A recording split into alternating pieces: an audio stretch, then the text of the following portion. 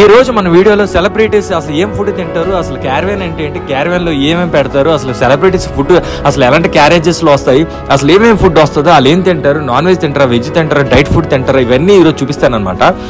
ఎంత పెద్ద షూటింగ్ అయినా, ఎంత చిన్న సినిమా షూటింగ్ అయినా సరే ఒక ఫుడ్ క్యారేజ్ అంటే మటుకు హాట్ క్యారేజ్ ఇలా వస్తుంది అనమాట. ఇలాగ 4 రకాల 5 రకాల బాక్సులు వస్తాయి. ఈ బాక్సుల్లోనే మేజర్ ఫుడ్ అనమాట. ఇప్పుడు మీకు ఓపెన్ చేసి చూపిస్తాను చూడండి, ఒక్కొక్క బాక్స్ ఇవన్నీ.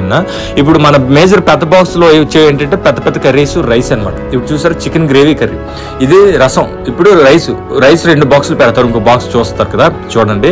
ఇవి 2 బాక్సులు రైస్ చపాతీ అనమాట. 2 బాక్సులు ఎందుకు పెడతారంటే ఎవరైనా గెస్ట్లు వస్తే తినడానికి. కొంతమంది ఆర్టిస్టులు ఫుల్ తినేవాళ్ళు ఉంటారు, కొంతమంది తక్కువ తింటారు. ఇప్పుడు రైస్ చపాతీ చూసారు, రసం కర్రీ చికెన్ అవన్నీ చూసారు కదా.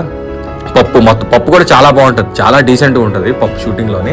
కాకపోతే నాన్ వెజ్ ఉంటే పప్పు వెజ్ ఎక్కువ తింటారు అన్నమాట చాలా మంది. ఇప్పుడు సైడ్ హాట్ క్యారేజ్ పక్కన సైడ్ క్యారేజ్ అంటారు. ఈ సైడ్ క్యారేజ్లోని గొట్టాలు అనమాట, చిప్స్ అంటారు కదా.